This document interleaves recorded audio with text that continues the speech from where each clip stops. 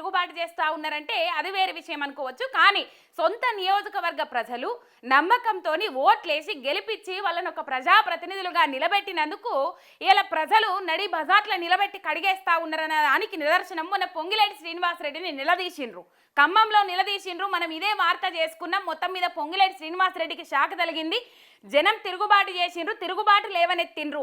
Double bedroom ఇండ్లకు సంబంధించి భోగి పండుగ రోజు బోగస్ పథకాల పంపిణీ చేస్తా ఉన్నారు. కాంగ్రెస్ కార్యకర్తలకే డబుల్ బెడ్రూమ్ ఇండ్లు మంజూరు చేస్తా ఉన్నారని చెప్పేసి పొంగిలేటి శ్రీనివాసరెడ్డికి షాకు తగిలింది, ఎదురు దెబ్బ తగిలింది. మనం చూసినాం, ఆ వీడియోలు చూసినాం, వాళ్ళు మర్రబడ్డ విధానం చూసినాము, గిరిజన మహిళలు ఆవేదన వ్యక్తం చేసింది చూసినాం. ఇట్లా కాంగ్రెస్ 6 గ్యారంటీలను అమలు చేస్తామని చెప్పేసి అధికారంలోకి వచ్చింది. వచ్చిన తర్వాత మొన్న ఏదైతే మార్చు 2024 మార్చిలో శిలాఫలకం బాతింది సీతక్క. శిలాఫలకం పాతిన తర్వాత, శంకుబండ వాతిన తర్వాత ఇటాంకల రాలేదట, మర్రి చూడలేదట. 10 నెలల పొద్దైతుంది బ్రిడ్జ్ కోసం జంపన్న వాగు మీద ఏటూరు నాగారం, ములుగు ఏటూరు నాగారం ఆ మధ్య మార్గంలో జంపన్న వాగు మీద బ్రిడ్జ్ కోసం మొత్తం మీద శంకుబండ పాతింది. పాతిన తర్వాత 10 నెలల పొద్దైతుంది, ఇటాంకల రాలేదు, మరి చూడలేదు.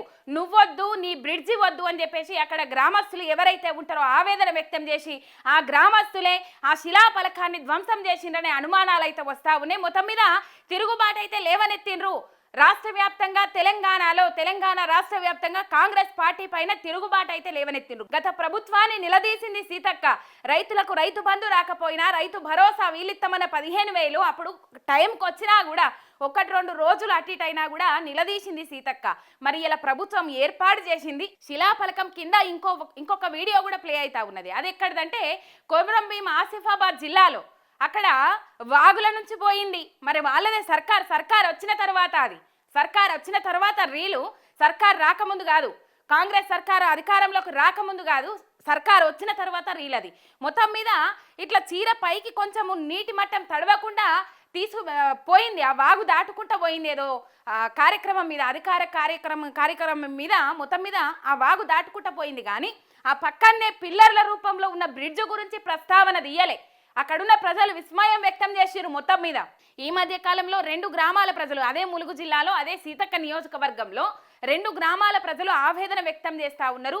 సీతక్క, మా బాధలు పట్టించుకో, మేము ఇట్లా భయభ్రాంతులకు గురైతా ఉన్నాము, ఇట్లా మూఢనమ్మకాలు ఇవి చేయబట్టి మేము భయభ్రాంతులకు గురవుతున్నామంటే సీతక్క పట్టించుకోలేదట. కనీసం ఆ గ్రామ ప్రజల వైపు చూడలేదట. ఎందుకు సీతక్క, మిమ్మల్ని ఓట్లేసి గెలిపించుకున్నది మేము, ఫోటోలు బాగా నెగుతారు, వీడియోలు మంచిగానే తీసుకుంటారు, అన్ని సోషల్ మీడియాలో పోస్టులు చేసుకుంటారు, కానీ మమ్మల్ని పట్టించుకోరా అని చెప్పేసి ఆవేదన వ్యక్తం చేసి ఆ వీడియోలు మొత్తం సోషల్ మీడియాలో వైరల్ అయినాయి. మొన్న ఆ మధ్య కాలంలో చూసినాం. మొత్తం మీద సీతక్కకు సొంత జిల్లాలో ఎదురు దెబ్బ దాకిందని చెప్పుకోవాలి.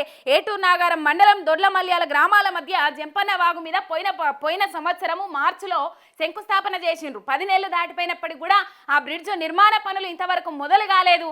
ఆవేదన వ్యక్తం చేసిండ్రు. విసుగు చెందిన సీతక్క పాలన మీద, సీతక్క ప్రజాప్రతినిధిగా మేము ఈ సొంత ఆమెను ఎన్నుకున్నాము అని చెప్పేసి ఆవేదన వ్యక్తం చేసిన ఆ గ్రామ ప్రజలే మొత్తం మీద తిరుగుబాటు లేవనెత్తిండ్రు. ఆ శంకుబండ ఏదైతే ఉన్నదో దాన్ని ధ్వంసం చేసిండ్రు. అది కనబడతా ఉన్నది. మొత్తం మీద ఇది చర్చనీయాంశంగా మారిన ఈ అంశాలు ఎందుకు ములుగు జిల్లాను పట్టించుకోవట్లేదు, తన నియోజకవర్గాన్ని పట్టించుకోవట్లేదు, ఎట్లయినా రాష్ట్ర వ్యాప్తంగా పరిస్థితులు చూస్తూ ఉన్నాం. ఇక్కడ 6 గ్యారంటీలు అమలు చేయనీకి రాదు, కానీ మొత్తం మీద ఢిల్లీలో పోయి అన్ని గ్యారంటీలు అమలు చేస్తామని చెప్పేసి ముఖ్యమంత్రి గారు చెప్తారు. మరి ఇక్కడనేమో పరిస్థితి ఎక్కడేసిన గొంగడి గక్కనే ఉన్నది. కనీసం పోయిన ప్రభుత్వం కొనసాగించిన పథకాలను కూడా కొనసాగించట్లేదు, పోయిన ప్రభుత్వం కొనసాగించిన అభివృద్ధిని కూడా కొనసాగించట్లేదు, ప్రగతిని సర్వనాశనం చేస్తా ఉన్నారు, ఆగం పట్టిస్తా ఉన్నారని చెప్పేసి తెలంగాణ రాష్ట్ర వ్యాప్తంగా వ్యతిరేకత మూటగట్టుకున్న క్రమంలో సీతక్కకు ఇట్లాంటి భారీ ఎదురుదెబ్బ దాకింది. మొత్తం మీద ఎక్కడికి పోయినా నిలదీస్తా ఉన్నారు, కడిగి పారేస్తా ఉన్నారు.